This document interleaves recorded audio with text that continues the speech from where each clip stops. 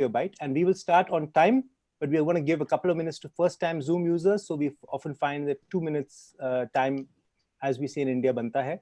So we will do that. Just please make yourselves comfortable. Yeah, it's a little bit early here for a stiff drink, but I don't know. We'll see how hard the question is. The way the world is going, it's not too early. Right. Cocktail hour somewhere. Right. That's right. Yeah. Yeah, we're on India time right now, Colin. It's okay. Yeah, it goes. Yeah. We should just recalibrate. Exactly. There. There's some interesting conversation around delivering drinks at home. But Vikas, did you follow that? A petition from the bar association, not the bar as in the advocacy bar, but the Bar Owners Association. Bars, yeah. There's actually one from a psychiatrist, very interestingly, which the Karnataka High Court very delicately said that the petitioner has agreed to withdraw this petition and pay 10,000 rupees to the Advocates Welfare Fund. You're kidding me. Basically, the poor guy was muscled into withdrawing it. Oh my God. I thought that was a very legitimate request, to be honest. I wouldn't mind a mojito delivered right now. But we shall wait. Yeah, those of us who are just joining in, it is by my clock 7:30. So we should be getting started, but we are giving a couple of minutes to people who are first-time Zoom users getting on. So please give us 2 minutes and we will get started with what promises to be an amazing conversation. So just give us a couple of minutes. Now, what's the word you said? In India, you call it the 2 minutes extra? The two, I mean, in some parts of the country, we say banta hai. That banta hai basically means like, that's appropriate. Okay, banta hai. I like that. I'm going hai, to like adopt that. that as well. Like, for instance, you land up late for your first meeting on Monday morning, banta hai. It's fine. Right. Okay, Banta that's hai. appropriate. Yeah. Thank you.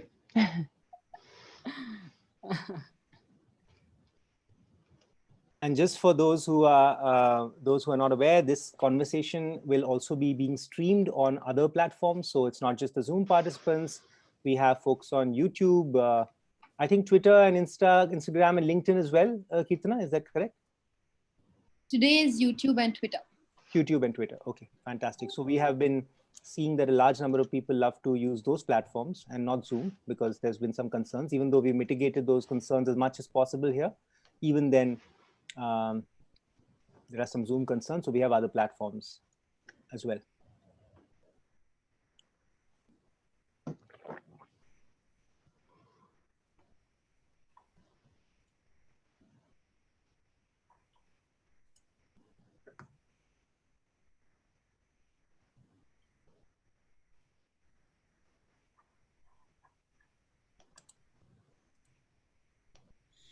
Well, it's funny, you were talking about the delivery of cocktails. Some of the bars around here in California, because you can't go to the bars, they'll now make you a cocktail right on the street. And they're trying to get people to just drive up and get a cocktail.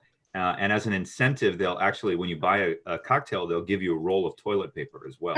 So you can just drive up, get your mojito, get a roll of toilet paper, and then drive away. So you don't have to interact with anyone. So that's not normally legal around here, but these are special times. So these are special That's times. a really cool incentive as well, from what we've heard. It's like in India, you get a sanitizer along with a drink. The sanitizer with the Which is better than drinking the sanitizer, because some alcoholics apparently have died drinking sanitizers. Oh, wow. Yeah, I know these are desperate times, but I'm not yet drinking sanitizer. Not that desperate. not shaken and stirred bottle of sanitizer. Awesome. So Varun, we'll wait for your green signal and then we'll get started. We're good to go, Sach. We have a good number of people tuned in. Fantastic. Great. Welcome everyone to day 3 of ODR week. And we've had day 1, which was dedicated to presentations by India's leading ODR startups. Day 2, which saw a whole bunch of people from the financial sector talk about the applicability of ODR there. And that was really inspiring. And day 3 continues. And day 3 is, for me, extra special. One is that day 3 really draws on a pool of remarkable global pioneers. So we're super excited. And it's a little bit later. So hopefully folks are a little bit more chilled out and laid back. We are all really excited about the topic that we have today. Before I dive into that, let me tell you a little bit about myself and the organization. My name is Sachin Malhan, and I'm with Agami. And Agami is an interesting organization because our focus is to catalyze greater innovation around systems of law and justice. So our goal is to be able to encourage, inspire, accelerate ideas that could transform different systems of law and justice. And we do that in a variety of different ways. Sometimes people look at us and think we're an accelerator. Sometimes they think we're a policy organization. We're maybe all of them and maybe none of them. But we do what is required to be done to try to see new systems of law and justice being incubated in our time. So a part of this work is our work on ODR. We're huge believers that ODR is necessary long before COVID happened, and now definitely with the implications of COVID. And ODR Week is our celebration of that, and an effort to really push it over the edge and make it a reality in India. And it's been fantastic. We've had thousands of people, logging in, following and we're not even putting out memes of, Chris Hemsworth doing crazy stuff. Like this is just happening. So it's clearly something which is fascinating. Today, we have a really special conversation. The discussion today is on developing the capacity for ODR. And in case you're wondering, really this is about understanding what it will take to develop ODR at scale, not for a few disputes, but for millions of disputes. Because that is an approach that can't be ad hoc. It requires systems thinking, it requires understanding quality and standards, developing talent and capacity. And these things are vital to the development of any sector. And rather than wing it, we said, let's get the experts in. Let's get people who've done it, and not just done it from a sort of academic context, but really built systems. And we have we have such a crowd today. Moderating this discussion, we have Tara Ollapalli. Tara is an entrepreneur in her own right.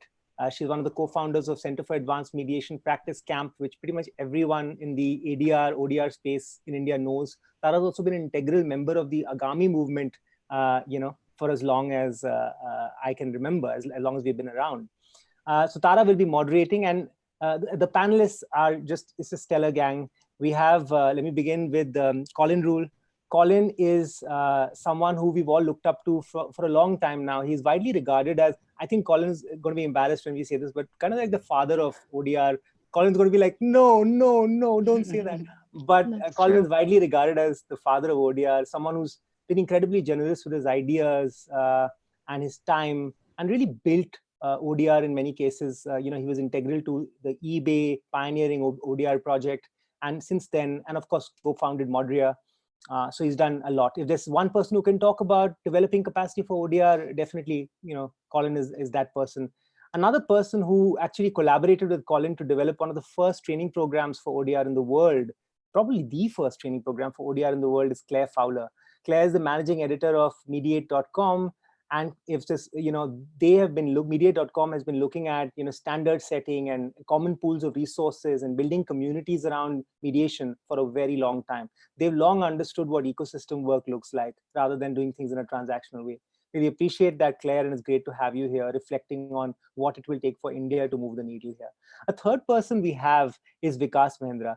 Vikas Mahindra, I think, is an amazing addition in this, because Vikas is an arbitrator, not just a practicing arbitrator, but also a consultant on one of the startups in this space.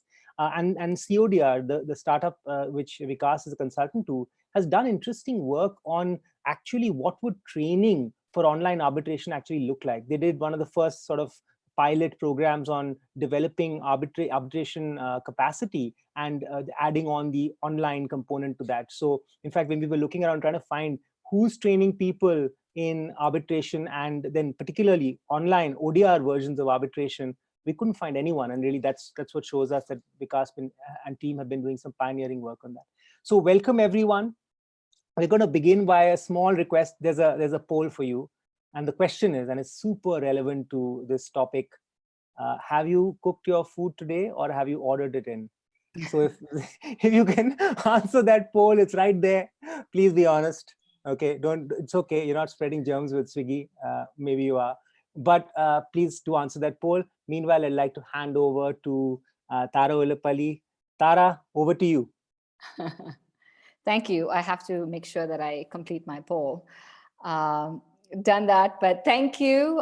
Thank you, Sachin. Thank you for the opportunity to be part of this event. Thank you to my panelists for being here. This is truly a very unique opportunity for all of us to get together and discuss this topic of building capacity, building, especially from a ODR professional standpoint.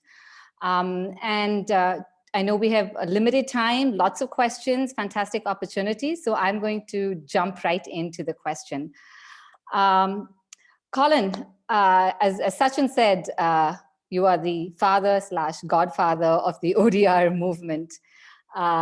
You've seen it happening from very early on, from the late 1990s.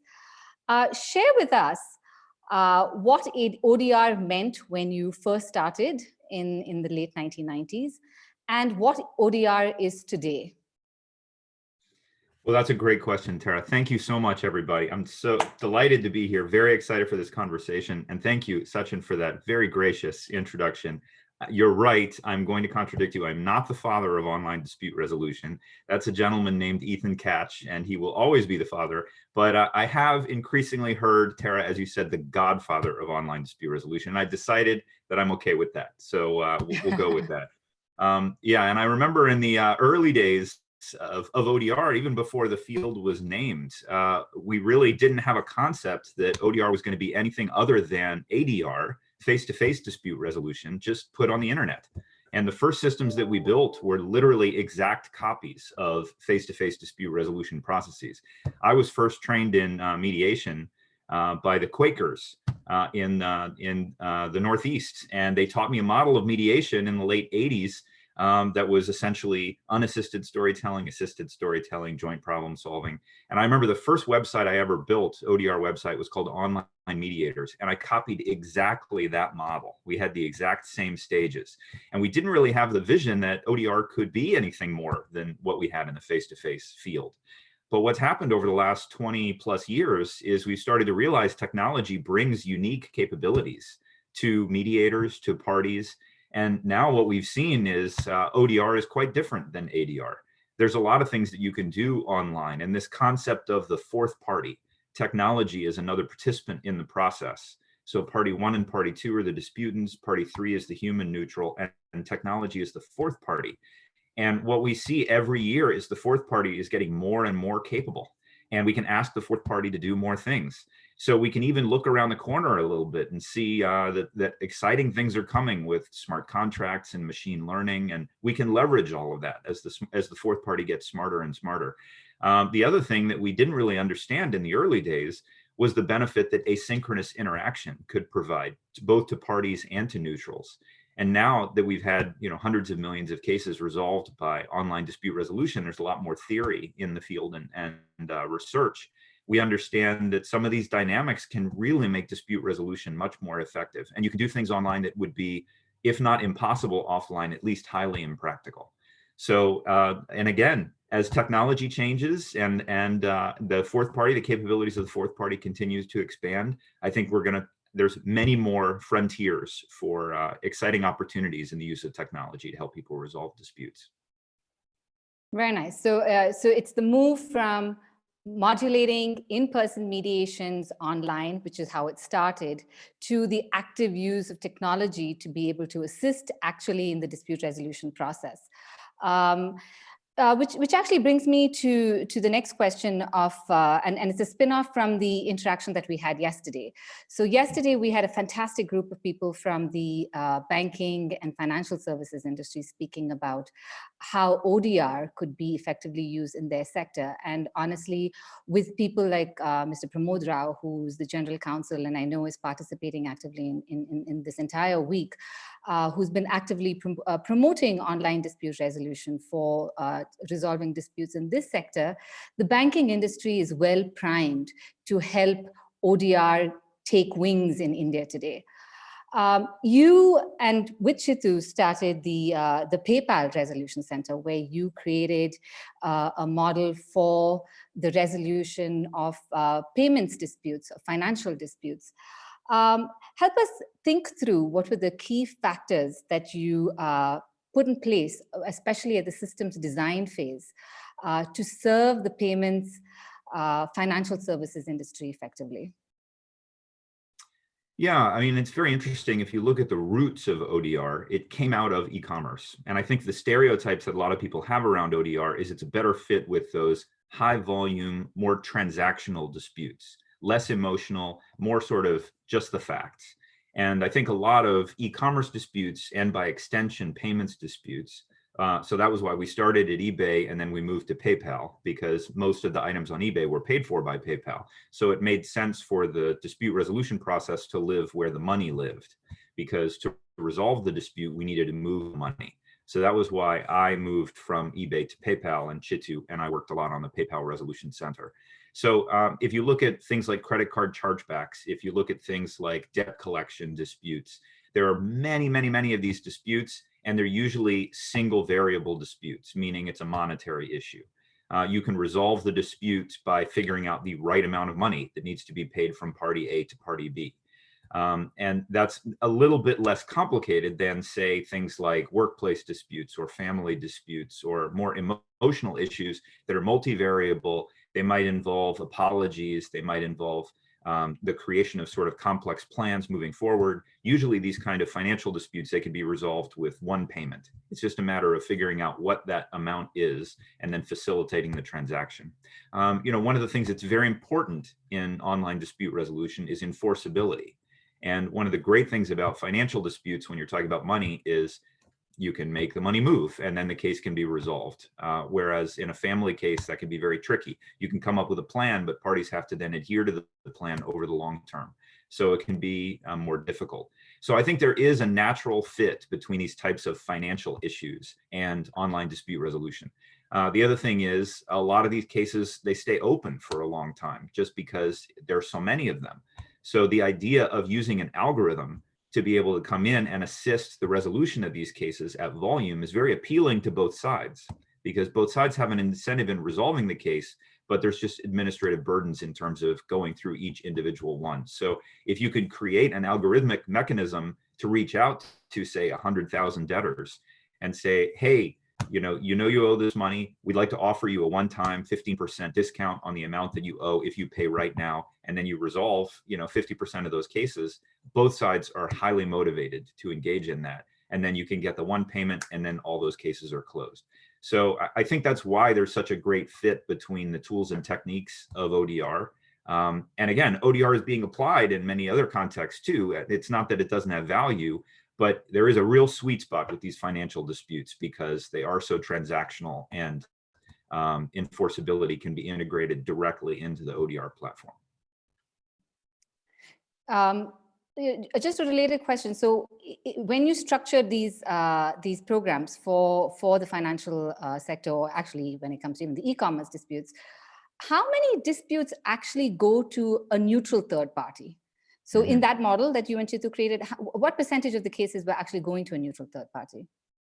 Yeah, so at eBay and PayPal, and as I said, those disputes were blended because the transaction occurred on eBay, but the payment occurred on PayPal. So, but we did about 60 million disputes per year. The last year we were at eBay and PayPal, which is more volume than the US civil court system.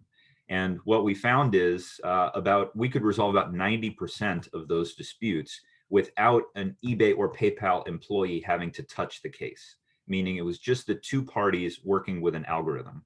Now that meant we still had 6 million disputes a year we had to work manually, which is a lot because we only had 25,000, 30,000 employees. So we did have a dedicated team of what we called ProServe, protection services, that had customer service reps, more than 1,000 of them that were working that volume on a daily basis.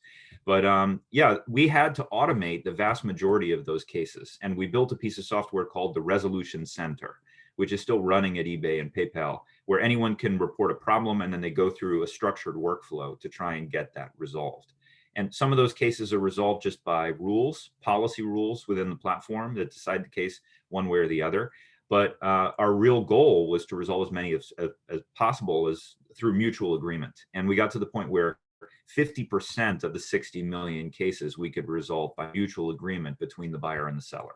And we saw that the satisfaction numbers and the durability of the outcomes achieved were strongest when both parties were bought in to the resolution. So we learned a lot. There were many different dispute types within that 60 million. So some of those dispute types were 100% automated. We had what we called unpaid item disputes, where a buyer would bid on an item and win the item, but then they wouldn't pay. And that was millions and millions of disputes, but they were very low value cases. So we decided to build a software program to handle 100% of those cases. We also built something called the Community Court, which some of you may have heard of, and Chitu may have talked about this as well on Monday, where we had online dynamic juries to decide cases. So it wasn't eBay and PayPal customer service representatives, it was communities of other eBay and PayPal users that would come in and render decisions. So again, it was all software. We didn't have to touch the case as eBay and PayPal, but it was still effectively resolved. So we were sort of triaging the volume into different resolution channels. And some of them were very high touch, meaning we put our people against them and they would do investigations and communicate live with the parties. Others were highly automated, so they just would go in and pick options and every case would reach a resolution that way. So I think you've got to, as we say, fit the forum to the fuss, have a multi-door courthouse that can do the triage and put each caseload into the appropriate resolution channel. And then you can decide how automated it should be or how manual it should be. Fantastic. I mean, that's unbelievable. 60 million disputes, 90% of it through technology. But clearly there is a very critical role. So the technology aspect of it is critical. Another important part of it is the professionals that are part of the dispute resolution process. So I'm going to switch gears a little bit and ask this question to Claire when we focus on the dispute resolution professional. And we're in the system right now where we're trying to build capacity of quality online dispute resolution professionals. It's a new genre of professionals almost in India. And as we build on building this capacity, or as we work on building this capacity, Claire, what to you, followed by that, Colin, I'd love to hear your thoughts as well. What, according to you, are the qualities that make a strong ODR professional from a mediation perspective? Particularly highlight for us, what are the differences that an online dispute resolution professional needs to bear in mind vis-a-vis a mediator that does offline or in-person mediations? Mm-hmm. Thank you. So right now at my house, we're building a fence, and I know how to use a hammer, and I am excellent every now and then when my husband needs me to come in and hit that nail really hard. He, however, is excellent at pulling out the saw and chopping this thing down and grabbing his tractor, and he does everything else around building the fence. If he could only use a hammer, then it wouldn't be a very good fence, right? He wouldn't be able to do all of the necessary pieces to make the fence look excellent. And I think it's the same thing for us as mediators, that we really have to figure out how to use all of these different tools, and realizing that online is just one of them, right? And for sometimes it makes sense. Sometimes you need that one hammer to come in and hit the nail really hard. And sometimes, like right now, it absolutely makes sense to meet online. And so I'm pushing back just a touch with the idea of being an online mediator or not an online mediator. I think instead it makes sense to think of us in terms of, this is one amazing tool that we can use sometimes. And after all of this is over, I hope that people become more conversant in this tool, and they realize that there are simply cases where it makes sense to meet online and cases where it doesn't make sense to meet online. And the people that I have seen make that transition really well, so the people who are using the tool of online mediation really well, are the ones who are willing to be very transparent. It's typically the ones who want to act like they have everything together and they have everything figured out. And that just doesn't come across very well on the screen, simply because there's already a barrier there, right? There's already a computer screen in front of you. And so I think mediators that are being very successful online are the ones who are willing to let down their guard a little bit and willing to cross that barrier and humanize with a person and connect with a person on the other side of the screen. And when mediators are willing to do that, and make a joke about how they're fumbling with their earbuds, or something clunky with the software that they're trying to figure out, then it allows the mediator to be human, which allows the parties to relax a little bit, let down their guard, be vulnerable, and start to share their interests and do all of those necessary things for the mediation to be successful. The other thing that I've seen, the mediators that are most successful at conducting online mediations, is that they're switching their conversational style from paragraphs to bullet points. I think when we're in front of somebody, we're much better at listening to the full story because we're in the room with them, we're picking up all the clues, we're seeing the nonverbals, and so we're able to track the long story from A to Z. When all that we have for information is this one little box of their face, it's harder to follow a long story, right? We lose interest. I start to click away from the screen and I'm shopping for shoes. So instead, the mediators that can really keep parties on track are the ones that are constantly summarizing, and they're explaining their points very succinctly. Yeah, that's what I've seen. Thank you. Very interesting.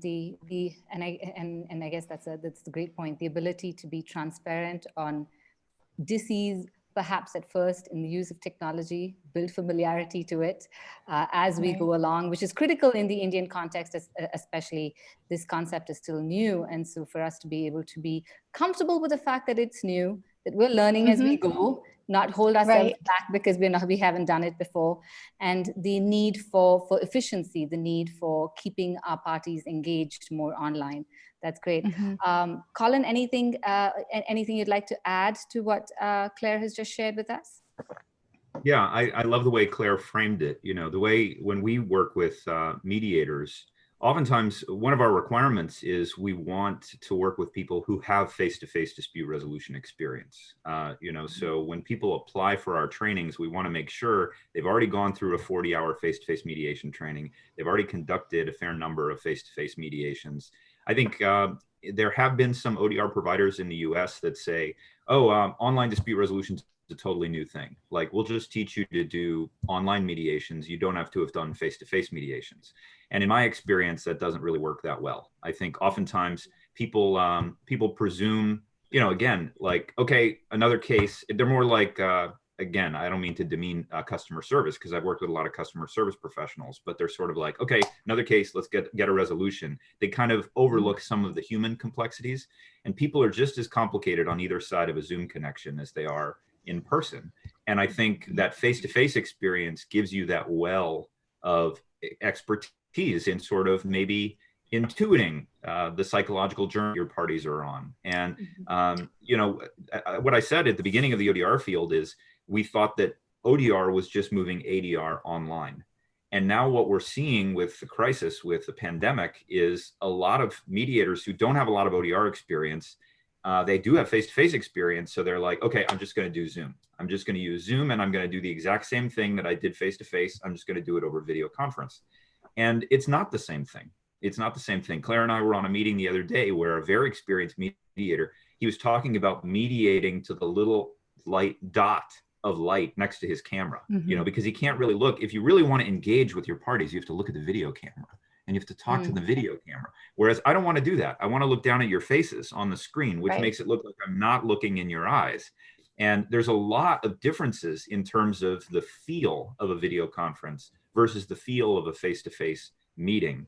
And one of the other things that Claire said that completely resonates with me is when we train mediators, what we want to do, online mediators, is we want to put more tools in their toolbox.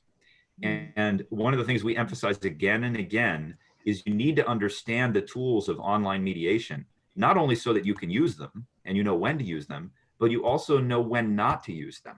Because there are a lot of ethical issues that emerge in online practice that face-to-face practitioners might not intuitively understand.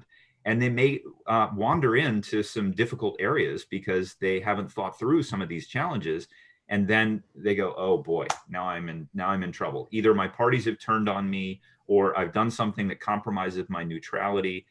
Now I have a very difficult time living up to my obligation as a mediator. So, I think there's a lot of things you can teach that, as we all say in mediation, there's art and there's science. And the science we can teach, the art you have to figure out. And I think that a lot of the art of working with parties and understanding what they need and being able to guide them in the right direction, that comes from the face-to-face experience and the understandings of human psychology, which is difficult to get if the only way you've practiced is online. Oh, very, very interesting. Thank you. Vikas, I'd like to turn to you about the question on online arbitration. Vikas, as Sachin earlier introduced, has developed a program for young arbitrators, as well as being able to help people think through the difference between arbitrating in person and arbitrating online. So in developing this program and in thinking on this subject, Vikas, what according to you are the essential skills that we need to be thinking about differently about arbitrating in person vis-a-vis arbitrating online? Thanks, Tara. Just listening to Colin and Claire, I can see it's just so different, the world of mediation and arbitration, because the sort of humanness to it, while incredibly necessary and useful in mediation, is probably not as critical in an arbitration. Of course, in a slightly more complex dispute where parties' emotions are involved, maybe good faith, bad faith type of things are involved, maybe fraud allegations are made, it's probably going to be significantly more useful. But in the slightly more transactional setup, particularly in sort of commercial disputes that we're talking about, I think arbitration is an easier sell on an online platform because you are trying to solve the problem in an adjudicatory process. Again, no need to go back to the debate on arbitration versus mediation here, but let's say if you've chosen arbitration, you then less focus on trying to solve a people problem as you're trying to solve the actual problem that is there, which in some senses is good, some senses bad. Good in the sense, it is probably easier to do it on an online dispute resolution platform. It's probably easier to train people on an ODR platform to do it. And that's sort of what we figured through our training programs as well. Because what I'm trying to train people to do is to actually just do the arbitration in a more efficient manner, use technological aids like Colin was talking about, be willing to try and automate processes which do not need manual intervention, but focus on the kind of things which require resolution. And that's the training that we require in an ODR platform. And that, to that limited extent, I think, it's useful to see the PayPal analogy where you're talking about so much of the process being automated that you don't spend that amount of energy, time, and effort, which means that you're also reducing cost by a significant amount of time. What that also means is that arbitrators need to start getting trained to let go of the control that they had previously. If you look at arbitration currently, the way it's done in India, it is very much an extension of court. So the arbitrators feel very much the need to control every single aspect of the process. But with going online, a little bit of the learning is to try and let go of it a little bit and focus on the meat of the issues. Good. Thank you.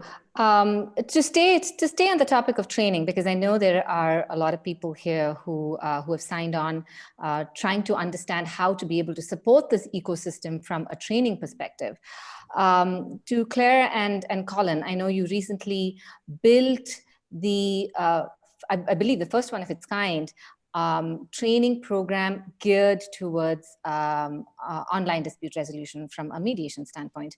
Again, I'm trying to draw a little bit of a distinction between mediation and arbitration simply because they are very different processes and the skills perhaps are slightly different. So when in devising effective training programs for online dispute resolution, what are some of the key things that need to be touched upon? Or in other words, what made you come up with this training program specifically tailored to online dispute resolution? Claire, you want to go first? Should I? Let me take a swing. Let's go for it. Okay, all right, you can cut in because we've been jointly designing trainings for quite some time now. We have a new one that's just starting on Monday. We're very excited about, and we're doing some new things there as well. So I think that it's a bit of a moving target, Tara, but it's a great question. I will say I posted in the chat the guidelines from ICODER, the International Council for Online Dispute Resolution for video mediation, video arbitration. a lot of what Vikas was saying really resonated with me. There are some significant differences between the way the processes work, because you get big points from me because you actually have the scales of justice over your shoulders. So I know what you're talking about. So I do think, you know, Claire and I are very focused on the mediation side of the equation. And I think, you know, not all of our recommendations, I think, resonate equally on the arbitration side. There are some commonalities, but I think there are some significant differences. iCoder is currently working on a set of baseline standards for online trainings. And we are planning to issue a guidance document, much like the ones that I shared, around what we feel an iCoder certified training should include. And I can share sort of the latest components that we have called out. Again, this is intended to be sort of a baseline set of standards as to what each training should include, as opposed to a more aspirational, you know, full training syllabus.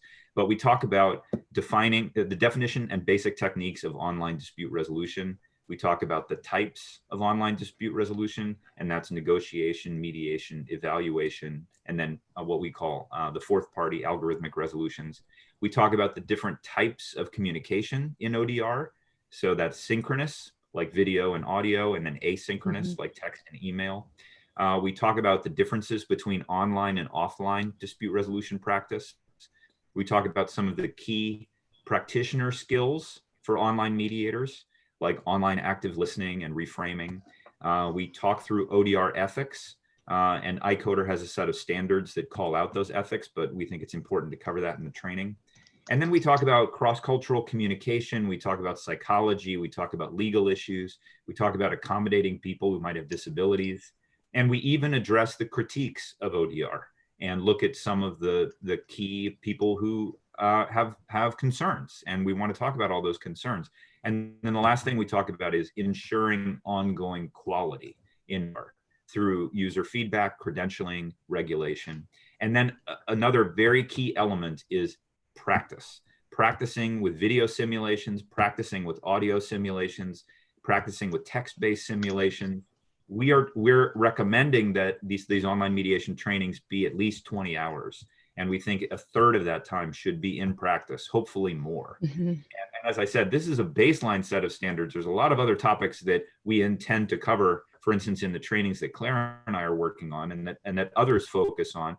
We want these standards to apply if you're doing a video mediation training, for instance, and you're not going to do any text-based, well, that's okay. But I think to think through these issues around diversity, psychology, legal issues, ethics, I think that's really important to make sure that that new mediators are fully equipped. You know, one of the things you asked about, what defines success for online mediators, people need to be comfortable. If they're not at ease with the technology and they're not at ease with online interaction, the parties will also be not at ease. So they need to have enough experience before they get into it to say to the parties, okay, I'm here, I know what's going on. This is what we're gonna do. You do this, you do this. We're pointed in the right direction. If you get in and you're fumbling with the technology and your microphone can't work, it doesn't inspire confidence to the parties. And that can create a real issue that's very difficult to recover from. So I know that was just a fire hose of information. We are going to be publishing this as a PDF on the iCoder website, which is freely available. So, and I'm happy to share these with you, Tara, and you can circulate them more widely amongst the Agami community. But those are the components we're looking at iCoder as sort of baseline standards. Super, very, very helpful. Claire, anything more that you'd like to add to that? Yeah, I'm just posting this in the chat very quickly. So to sum up what Colin was saying, I think we're trying to focus on a wide spectrum in 3 different areas. So first, looking at the timeline of ODR. So a little bit of background. What are the current options that you have for online dispute resolution? Is it just Zoom, or what are the other options? And then looking towards the future. What's coming next? How can we prepare ourselves?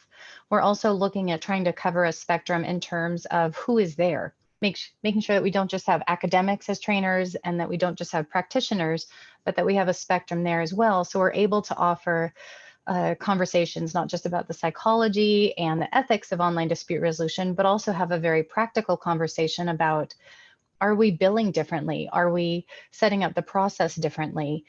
How do we connect our microphone? And thinking through those practitioner issues. And then finally, a spectrum in terms of what types of cases are we talking about? Or is it just banking, family, workplace, et cetera, and preparing people for handling a wide variety of issues, a wider variety of issues than they might have just dealt with face-to-face. Fantastic. Very helpful to help us think through. Vikas, your thoughts on what a strong, cohesive online arbitration training should encompass? Yeah. So I'll start with an example which is actually quite useful. Capacity building, I think, has two dimensions. One is building the gold standard, where all of the skills that we're talking about are super critical. And on the other hand, it is about having the masses that you need to resolve the kind of disputes that we have. A problem that's obviously quite unique to India, maybe not unique, but at least exaggerated in India, is the sheer volume of cases there are. And to expect the sort of quality in every single arbitrator to inspire that 100% confidence, to inspire immense amount of faith in the parties, will probably be a very difficult task to achieve. So that's something that we started off realizing very early on, because if I want 2,000, 5,000 arbitrators, I can't have all of them on the Rolls-Royce standard. I'll probably need someone on the Maruti. I'll need someone on maybe a Ford, someone on the Toyota type of spectrum, so that we have everyone for every bit. So that is where, and I saw one of the comments that parties made also, which is that while the arbitrator has great pressure to resolve the dispute, and therefore maybe an ODR platform might pose more challenges, we also need to think about what problem the ODR platform is trying to achieve. It's also trying to achieve that widespread access to people. So if you start focusing on trying to get absolutely everything right with every single individual, I think we will fail to try and build systems which are scalable.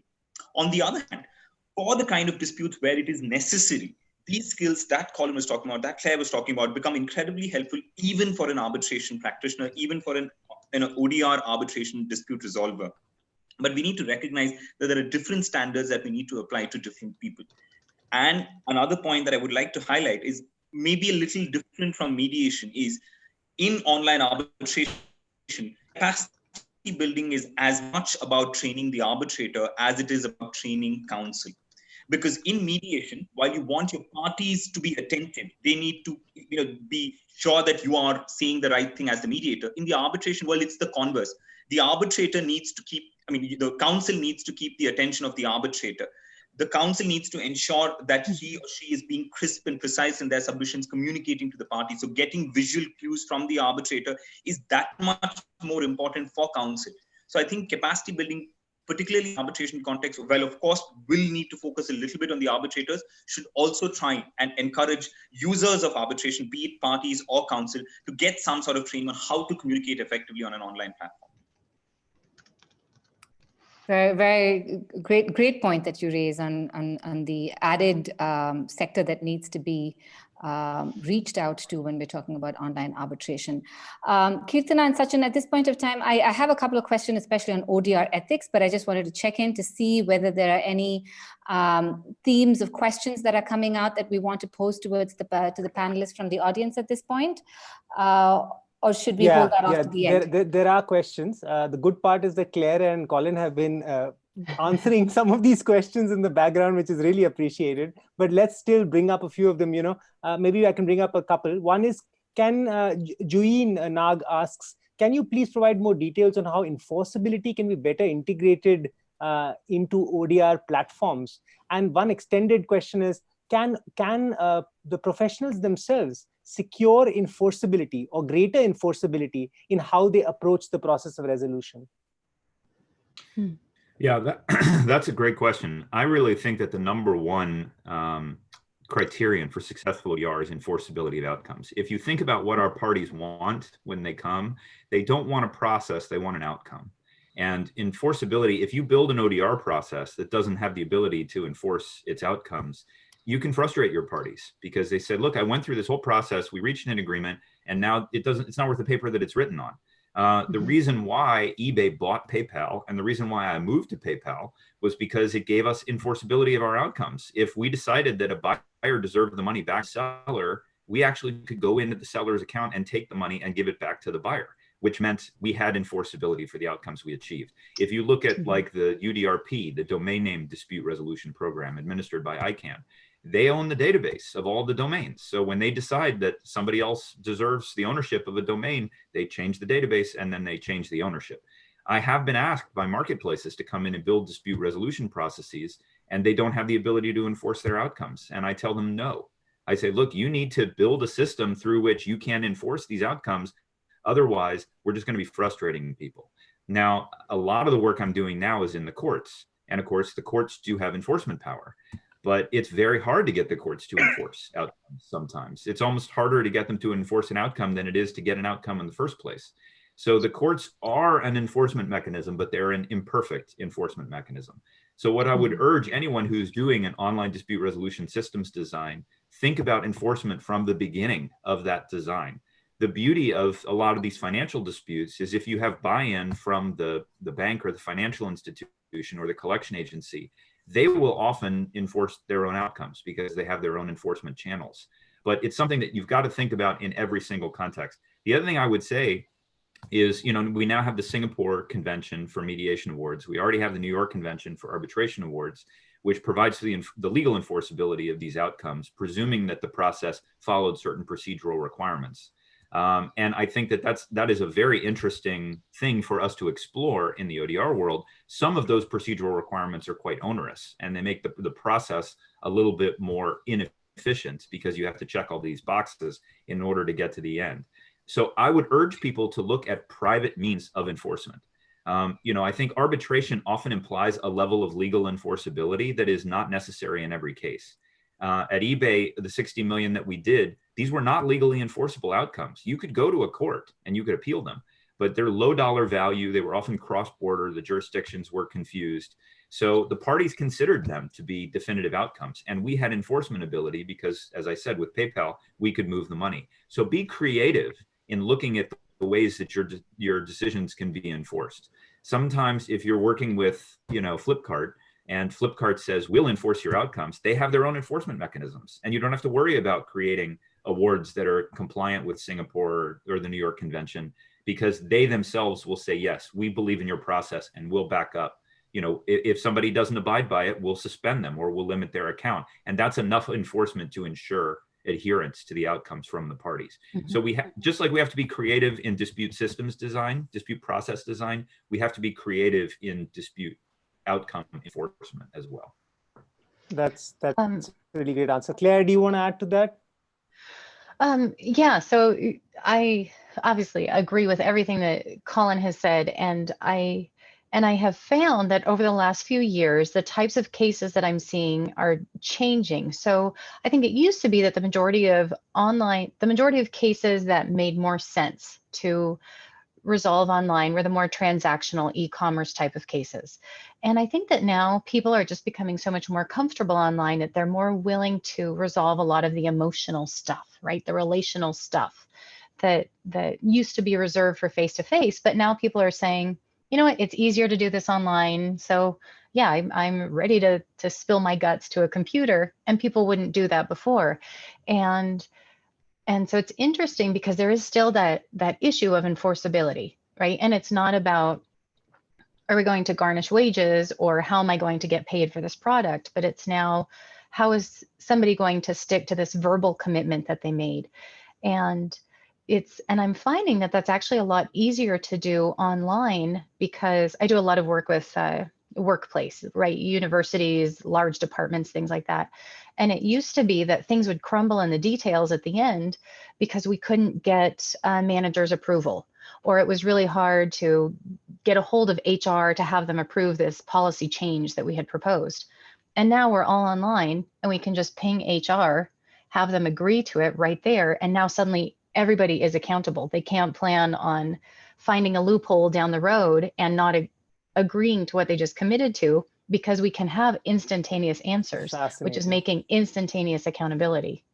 That is really interesting. That is really interesting. Yeah. Thank you, Claire. I want to bring one more question from the audience, and then Tara, I'll come back to you.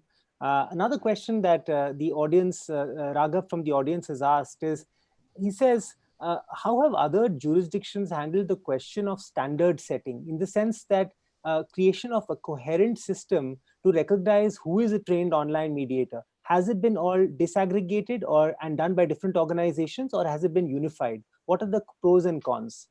Who would like to take that? Go for Well, it. I can weigh in. I think I have a better answer on enforceability than on certification. Tara, I'm sure, knows this well. This has been a hot topic in the dispute resolution field for 30, 40 years. We've never gotten the certification question well answered. You know, obviously the legal field does a pretty good job drawing a line around, okay, people inside the circle are lawyers, people outside the circle are not lawyers. The dispute resolution field is much harder to draw that circle. You know, there are a lot of people that do mediation. They've never taken a mediation training. They just see it as part of their job and they're really good at it. And there are some people who are trained mediators and actually they're not that great. So there are organizations like IMI, the International Mediation Institute, that have created sort of certification programs. I think there's a lot of regional work around trying to create certified panels. What I often see is when someone builds a dispute resolution, an online dispute resolution application in a vertical, they will go out and recruit neutrals and they'll have their own standards for what capabilities they want those neutrals to have and what kind of training they've completed. Mediate.com and Claire and I work very closely with Mediate. You know, we've created our own panel, onlinemediators.com. You know, we have our own training standards and, you know, people apply, they have to meet a certain eligibility requirement, then they have to go through some of the capacity building we have to get on our panel. But there's no universal answer to this. And I think it's a very tricky thing. I don't think it's going to be like we have the certified arbitrators and the certified accountants and the certified lawyers and the certified mediators. We're never going to get to that, where globally you have to be a part of this community to take these cases, because there's a real debate in the United States whether or not dispute resolution is a field or if it's just a discipline, like it's a skill set. Like, you know, everybody negotiates every day. So we can't really say, you're a certified negotiator and you're not a certified negotiator. So I don't think there's a clear answer, but there's piecemeal efforts happening to create panels of capable individuals that are reputable and that do a good job. So I think it's almost going to be decided initiative by initiative. So. Claire, Vikas? I think it goes back, Colin, to what you were saying a moment ago about there's an art and a science to mediation. And if it's a science, then we can certify it, right? You can say you have to follow these exact guidelines. And if you do, then we'll certify you. If it's an art form, then it is a little different, right? It's harder to say that this is a certified artist and we like what they do. That being said, I still think as a field, it would only improve the quality, right? It would only help if we made some effort at reaching national certification and at some point, hopefully reaching an international certification and a set of standards that people could choose to abide by, or they could choose to certify if they wanted to. Yes, I think there are some areas where it would be uncomfortable for people, like the person that Colin was talking about that is currently mediating that hasn't gone through any training, right? It will be difficult for those people that will have to go through a set of training and abide by a different set of rules. But I think it will help the public to trust mediators more, to realize that there is a national set of standards. And I really like that saying that rising tides raise all boats, right? The better we become as mediators, then the better for the entire mediation field. So I can see this issue is a sensitive one. I think it's going to be sensitive in India as well. Vikas, you want to quickly share your thoughts on that? Yeah, very quickly. I think certification has it's a double-edged sword, Sachin. One is, of course, assuring a sense of quality. The second one is it is an entry barrier.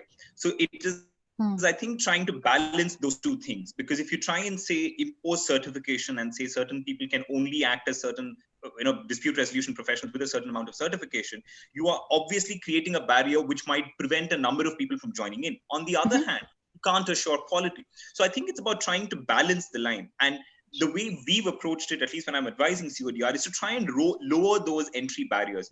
For instance, an in-person training might be extremely difficult.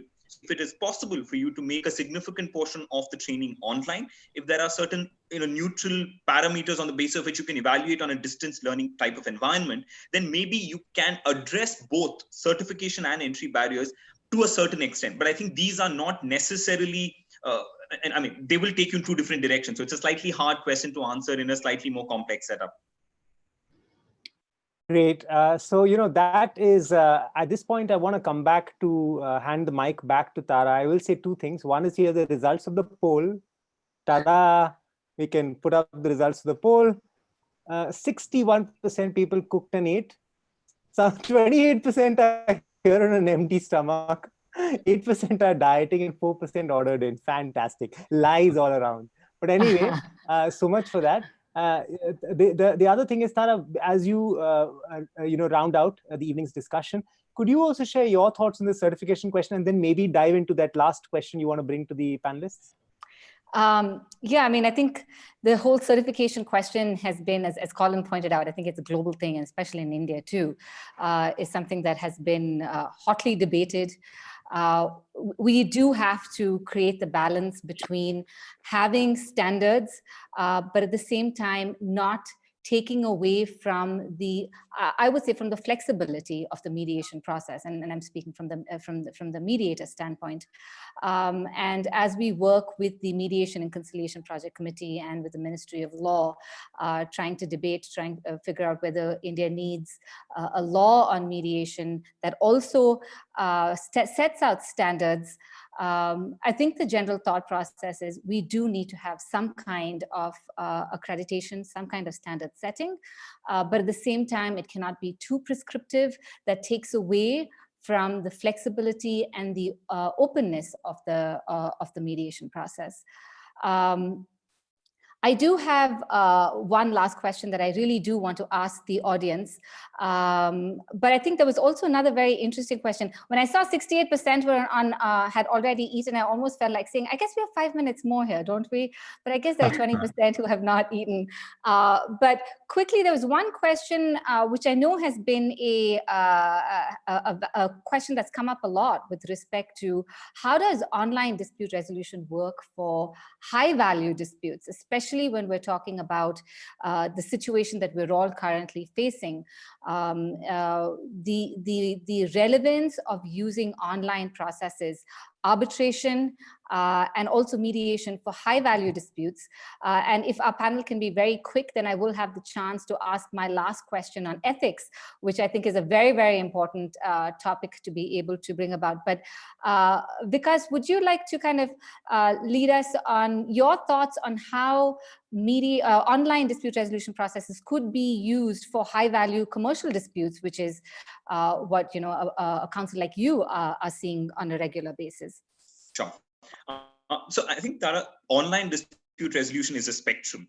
From what Colin was talking about, where you're using automated algorithms to try and give you a solution, to a process where you're using online dispute resolution processes like a video conferencing, etc. So there's a whole spectrum of to what extent you use technology and online dispute resolution.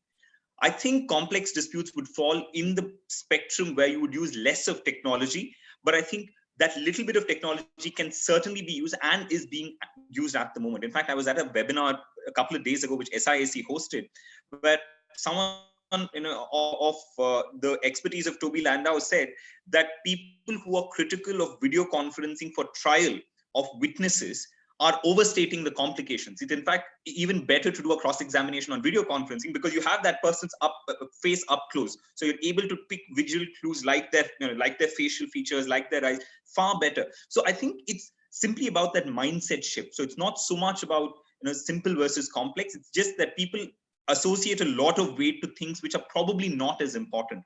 So I personally believe, and we're seeing it happen as we speak, even complex disputes will start getting resolved online with a low-touch technology approach.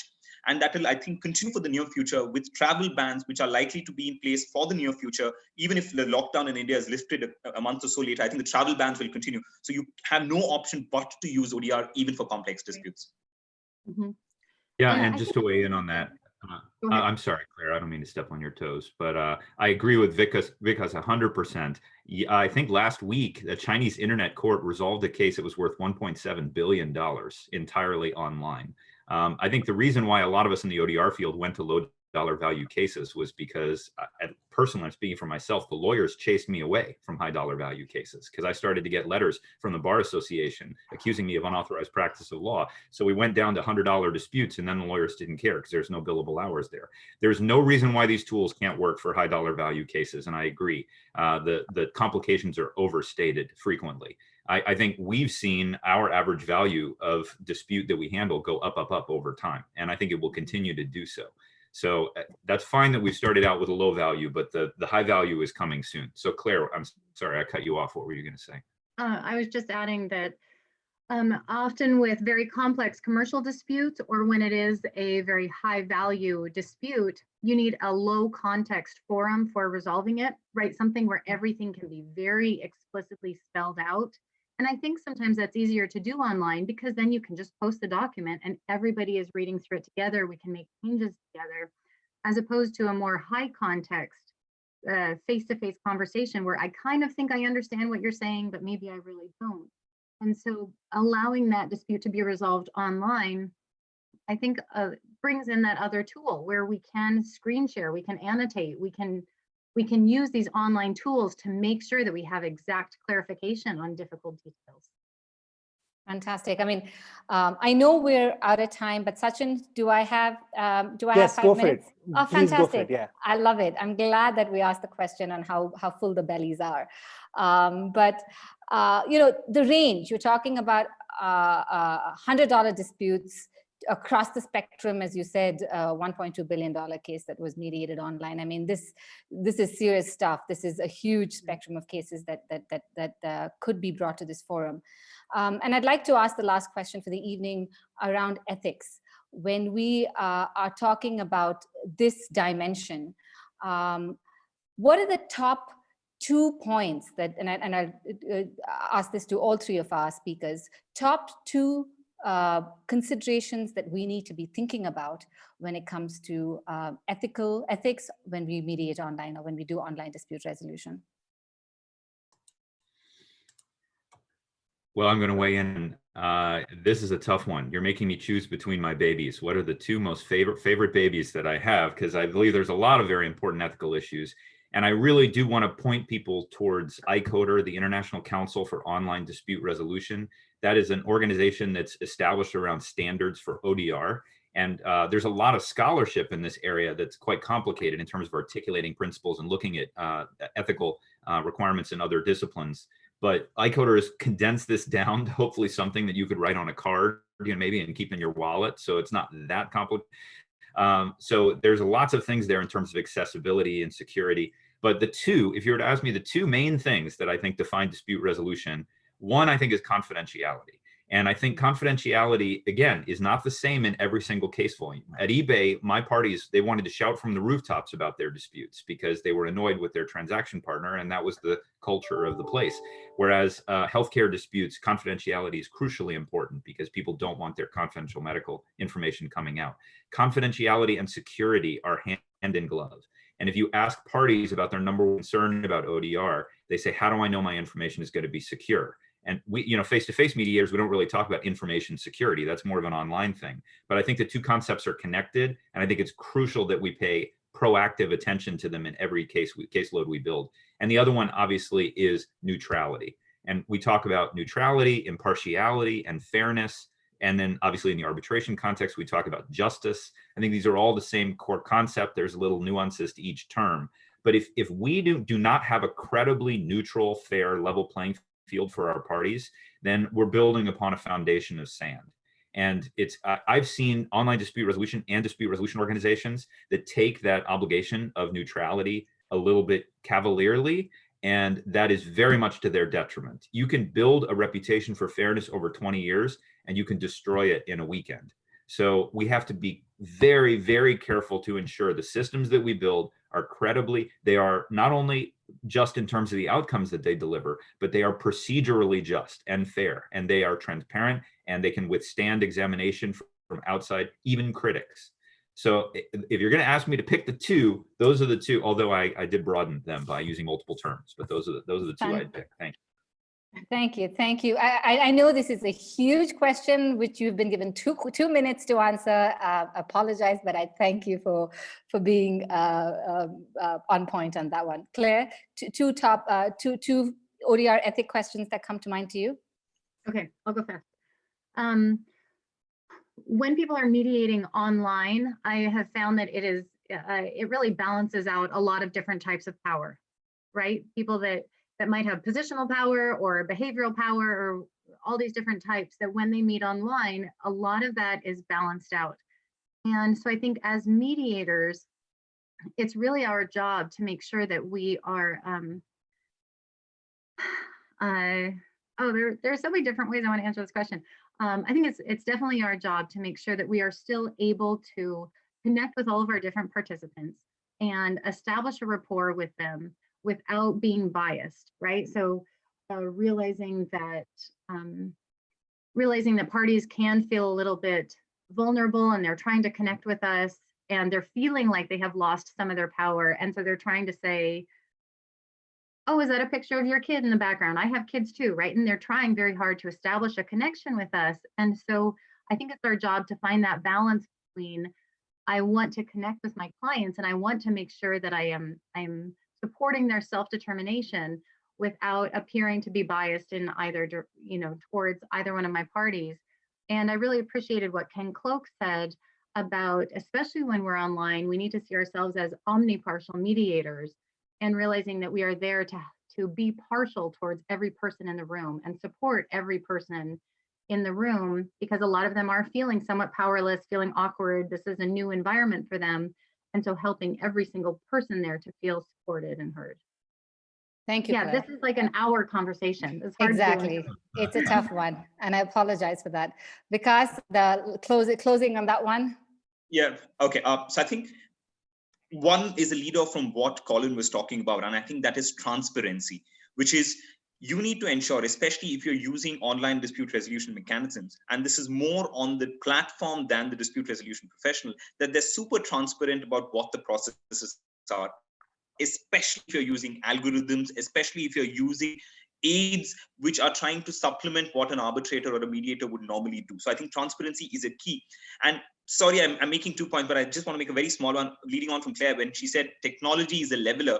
It can also, in some instances, be a bigger bridge, because the technological capabilities of people are vastly different. If you take a law firm with 100,000 lawyers across different offices and the technological capabilities they have, the training they receive, versus maybe a little person on the street, it is possible that technology can be used in ways which are not leveling. So I think as a dispute resolution professional, it is also about ensuring that that imbalance is not created while making the perception of balance. Fantastic. Thank you to all my three panelists, Claire, Colin, Vikas. It's been a fascinating hour for me to learn from the three of you. I'm going to hand this back to Sachin. We are 5 minutes over time and I don't want to hold anyone from dinner. Claire, Colin, thank you so much for joining us at 7 o'clock in the morning. As I said, you guys are looking great for having just rolled out of bed, assuming that 7 o'clock is when you do. But thank you so much for being part of this. It really aids our work as we try to build the process and the platforms here. And we look forward to continued interaction with all of you, the autonomy community, to move this conversation forward. Thank you. Thank you, Tara. Thank you so much, everyone. Before you run, I know everyone is running to grab their meals or to, catch up with the evening. One last thing, after this fantastic conversation, ODR week continues. Tomorrow's day 4. We have a fantastic conversation on ODR for law firms, which is basically how a law firm is being forced to look at the disputes they resolve through the ODR lens. So we have an amazing panel of dispute resolution partners of law firms tomorrow. So please do join us for that. And we wrap up on Friday with an open house. One last thing I would mention is that please, those startups which are still on the product development stage and want to present at a session on Friday, you would have received a link in your emails to apply. So if you haven't applied, you may miss the window to present what you're working on. The second is if you have ideas for what you want to discuss on Friday during the open house, we have some great ideas already on e-signing and stamping and things like that are critical. We already have those, but if you want to add to them, please use the link. You can even select between the existing ideas, which ones you think, which are the issues you think are most important. So those links are going to come into your email. Have a wonderful evening. Thank you for joining us. Once again, Tara, Claire, Colin, and Vikas, thank you so much for this. Please continue to be a part of the India story. Thank you very much. Take care.